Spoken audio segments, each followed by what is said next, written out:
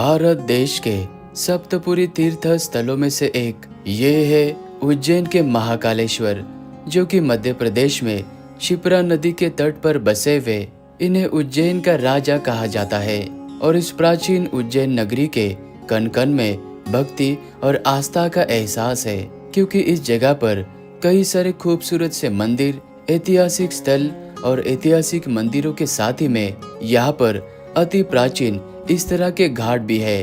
उज्जैन की इस यात्रा में हम आपको संपूर्ण जानकारी के साथ ही में इस उज्जैन नगरी के सभी मुख्य दर्शनीय स्थलों पर लेकर जाने वाले हैं। और इस उज्जैन नगरी में आने के लिए सबसे नजदीक का railway station Ujjain junction railway station है। उज्जैन में दर्शन यात्रा की शुरुआत हमने महाकालेश्वर मंदिर से की, जो कि सुबह 4 बजे ही खुल जाता है। और मंदिर के गर्भगृह तक जाने के लिए आपको कुछ इस तरह से चलकर जाना होता है। और जब मंदिर में बहुत ही ज्यादा भीड़ बढ़ जाती है तो उस वक्त आप ये 250 रुपए का VIP टिकट ले सकते हैं। और ये टिकट आपको बड़ा गणेश जी के मंदिर के सामने मिल जाएगा। और इस मंदिर के गर्भगृह में भगवान शिव जी महाकालेश्वर के रूप में विराजमान है। और ये स्वयंभू शिवलिंग एक दक्षिण मुखी शिवलिंग है। और वर्तमान समय में आपको जो भी मंदिर का आर्किटेक्चर नजर आता है, इस आर्किटेक्चर को मराठा जनरल राणोजी शिंदे जी ने 1734 में पुनः निर्माण किया था। इसलिए इस मंदिर में आपको मराठा शैली की झलक दिखाई देगी। और हमें साधारण लाइन में दर्शन करने में लगभग 30 मिनट का समय लगा। महाकाल जी के दर्शन करने के बाद आप जैसे ही बाहर की तरफ आओगे तो सामने आपको ये बड़ा गणेश जी का मंदिर नजर आएगा। इस मंदिर के गर्भगृह में 18 फीट ऊंचे भगवान गणेश जी सुंदर स्वरूप में विराजमान है। और इनकी भव्यता और विशालता के कारण ये इस जगह पर बहुत ही प्रसिद्ध है। और इसी मंदिर के अंदर हनुमान जी, शिव जी, माता जी, इस तरह के अन्य मंदिर भी बने हुए हैं। तो यहाँ पर भी आप दर्शन जरूर करना। इस उज्जैन नगरी का सबसे पुराना ये है श्री राम घाट, जहाँ से बहती है पवित्र शिप्रा नदी। और इस घाट को 11वीं शताब्दी में परमार साम्राज्य के समय में बनाया गया था। और इसी घाट में कई सारे भक्तगण पवित्र शिप्रा नदी में स्नान करने के बाद अपने दर्शन यात्रा की शुरुआत करते हैं। और 12 साल में एक बार होने वाला सिम्मस्त कुंभ मेला और 6 वर्षों में एक बार होने वाला अर्ध कुंभ मेला का मुख्य स्थान ये श्री राम घाट है। और इसी घाट पर स्थित ये है धर्मराज चित्रकूट जी का मंदिर। और यहाँ पर कई सारे खूबसूरत शिव जी के मंदिर के साथ ही में ऐतिहासिक मंदिर और ऐतिहासिक इमारतें भी है। और कई सारे मंदिर तो इस शिप्रा नदी के जल के नीचे जा चुके हैं। और इस घाट पर पितृदोष, काल सर्प, राहु केतु, इस तरह के कई सारे पूजा पाठ भी किए जाते हैं। और हाँ, यहाँ पर शाम के 6 बजे के बाद में जो शिप्रा नदी की आरती होती है उसमें शामिल जरूर होना।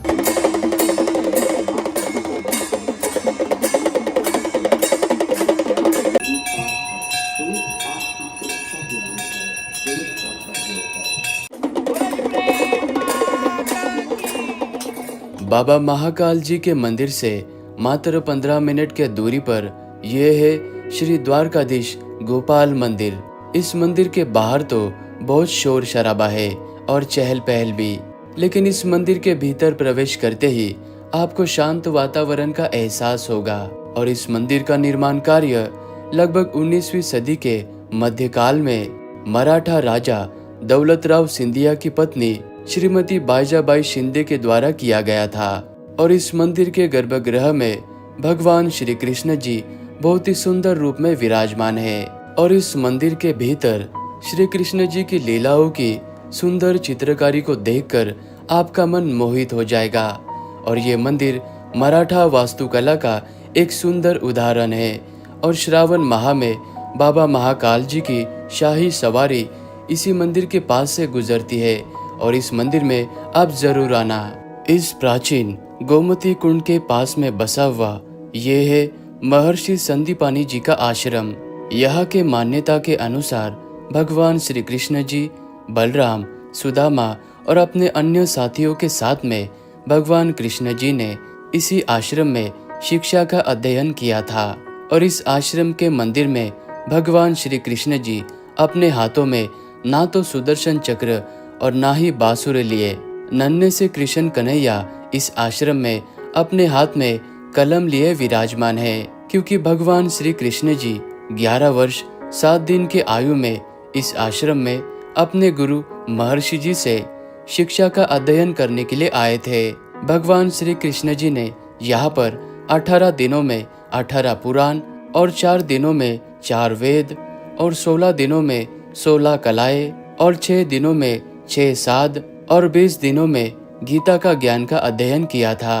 और ये महर्षि संदीपानी जी का आश्रम महाकालेश्वर मंदिर से लगभग 4 किलोमीटर के दूरी पर है। उज्जैन की वास्तु कला में अद्वितीय स्थान रखने वाले ये है राम जनार्दन मंदिर, जो कि महर्षि संदीपानी जी के आश्रम से मात्र 15 मिनट के दूरी पर है। ऐतिहासिक विष्णु सागर के तट पर स्थित यह विशाल परकोटे से घिरा एक मंदिर का समूह है, जिसमें से ये 2 मुख्य मंदिर है और इन मंदिरों में भगवान श्री राम जी और भगवान विष्णु जी विराजमान है।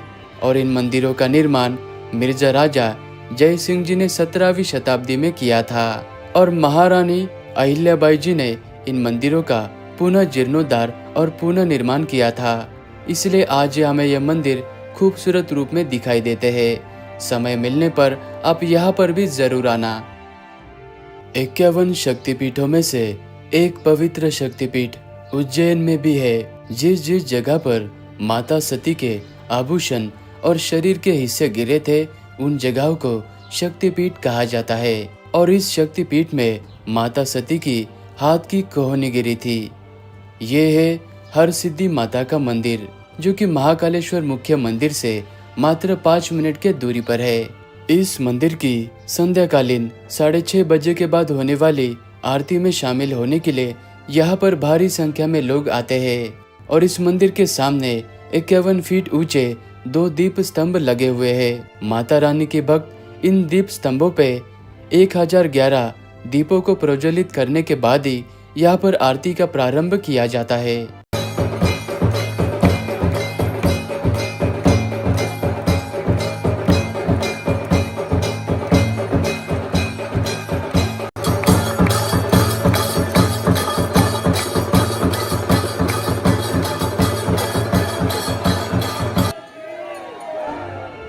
माता के मंदिर में आरती करने के बाद अभी हम आ चुके हैं इस रुद्र सागर तालाब में स्थित इस खूबसूरत महाकाल लोक कॉरिडोर में, जो कि महाकालेश्वर मुख्य मंदिर के बिल्कुल पास में स्थित है। ये महाकाल लोक कॉरिडोर जितना खूबसूरत दिन में नजर आता है, उससे कहीं गुना खूबसूरत ये शाम के समय में नजर आता है, जब यहाँ पर लाइटिंग्स चालू हो जाती है।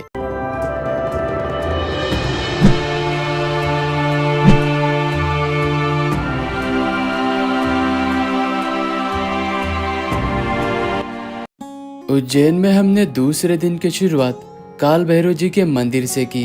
भैरव बाबा के दर्शन किए बगैर उज्जैन की यात्रा अधूरी मानी जाती है।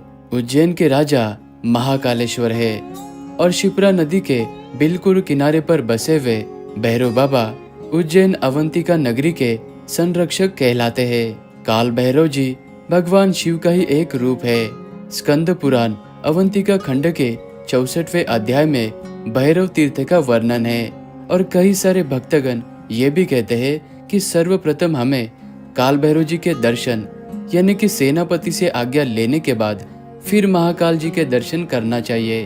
और ये काल भैरव जी का मंदिर महाकाल मुख्य मंदिर से लगभग 6 किलोमीटर के दूरी पर है, तो यहाँ पर भी आप दर्शन जरूर करना।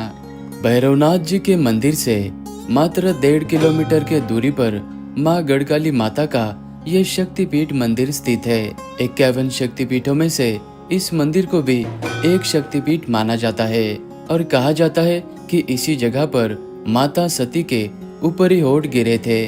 और इस मंदिर की कथा कवि कालिदास जी से जुड़ी हुई है। राजा विक्रमादित्य के नवरत्नों में से एक महान कवि कालिदास जी, जो कि माँ गढ़कालिका के प्रति उनके विशेष भक्ति भाव थे।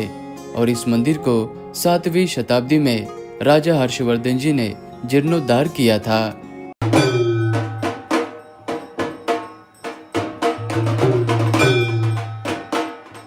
माँ गढ़कालिका मंदिर से मात्र 10 मिनट के दूरी पर यह भर्तहरि की गुफाएं स्थित है। राजा विक्रमादित्य के भाई भर्तहरि जी की यह तपस्या स्थली है। वे संस्कृत साहित्य के प्रकांड पंडित थे। इस जगह पर मुख्य 2 गुफाएं हैं, जिनमें से गुफा नंबर 1 में जाने के लिए आपको कुछ इस तरह से जमीन के अंदर उतरना होता है। और इस जगह पर कहा जाता है कि 2500 वर्ष पहले गुरु गोरक्षनाथ जी ने भी तपस्या की थी। और इसी गुफा में फिर राजा भर्तहरि जी ने 12 वर्षों तक तपस्या की थी। ये गुफा उनकी तपस्या स्थली है। अभी हम गुफा नंबर 2 के अंदर आ चुके हैं। इस गुफा नंबर 2 को राजा गोपीचंद जी की तपस्या स्थली कहा जाता है।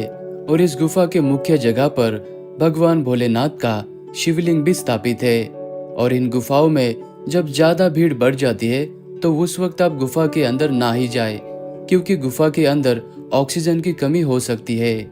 और दोनों गुफाओं से बाहर आने के बाद सामने आपको एक खूबसूरत सा मंदिर नजर आएगा।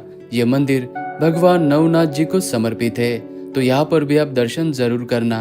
महर्षि संदीपानी जी के आश्रम से 1 किलोमीटर के दूरी पर कर्क रेखा पर स्थित मंगलनाथ महादेव का यह मंदिर मत्स्य पुराण के अनुसार मंगल ग्रह का उत्पत्ति स्थल है। और यहाँ पर मंगल दोष निवारण पूजा, काल सर्प दोष पूजा, ग्रहण दोष, इस तरह के कई सारे पूजा पाठ किए जाते हैं। और इस मंदिर की यह विशेषता है कि यहाँ पर भगवान जी को दही भात का भोग लगाया जाता है। उज्जैन के मुख्य महाकालेश्वर मंदिर से 9 किलोमीटर के दूरी पर प्रकृति के इस शांत वातावरण में बसी हुई ये जगह एक ऐतिहासिक जगह है, जिसे कालिया देह पैलेस या फिर केडी पैलेस के नाम से जाना जाता है।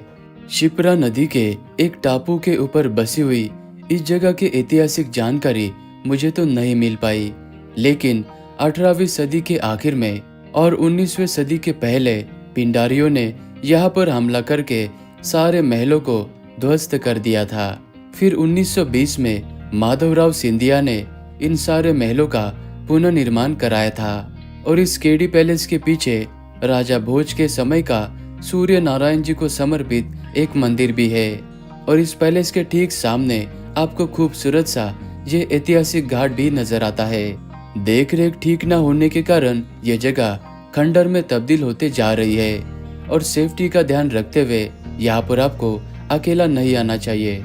उज्जैन शहर का ये है जंतर मंतर, जिसे वेदशाला भी कहा जाता है। और ये जगह महाकालेश्वर मुख्य मंदिर से मात्र 1.5 किलोमीटर के दूरी पर है। और इस जंतर मंतर को महाराजा जयसिंह द्वितीय के द्वारा सन 1725 में बनवाया गया था। और यहाँ पर स्थित सभी यंत्रों का प्रयोग ग्रह नक्षत्र, सूर्य चंद्र गणना, इस तरह के और भी कई सारे कामों में इनका इस्तेमाल किया जाता था।